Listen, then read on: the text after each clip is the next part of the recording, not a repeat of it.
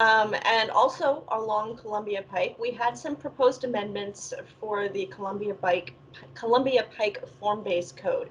What can you tell me about that? Sure. So we this is an example of the listening that we need to do with our community is a key part of what we've been trying to do in this difficult time. So we have taken the form-based code proposal that came to us on Tuesday and acknowledged that there's a small gap that we need to address to make sure we're asking for resources for affordable housing on the commercial nodes, commercial locations inside the form-based code. And so we advertised to go forward with consideration of that part of the form-based code revision in July.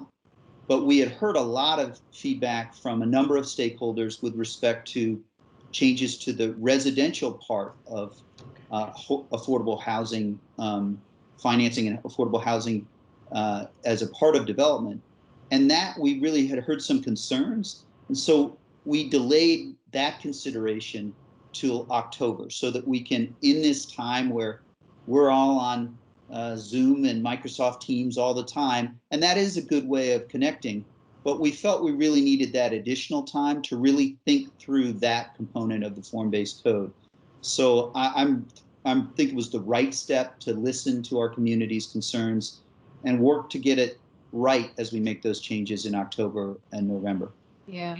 Columbia Pike presents one of these real needs to balance for government. So on the one part, you've got affordable housing you want to preserve and maybe increase. That's important.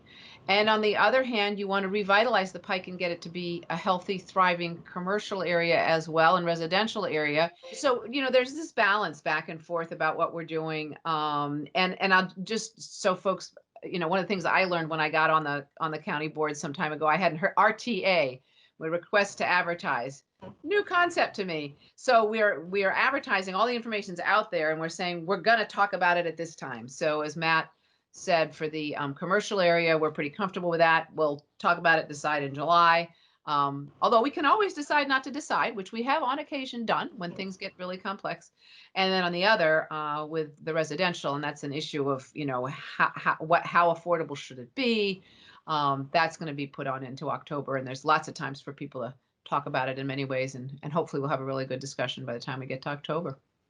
All right. Well, that brings us, it feels like we can leave it right there. That will bring us to the end of another county board wrap up, where each month we take that deep dive into some of the county board's key decisions. Libby and Matt, thank you both very much for joining us today during these very busy and strange times. I'm Kara O'Donnell. Join us again next month for another county board wrap up.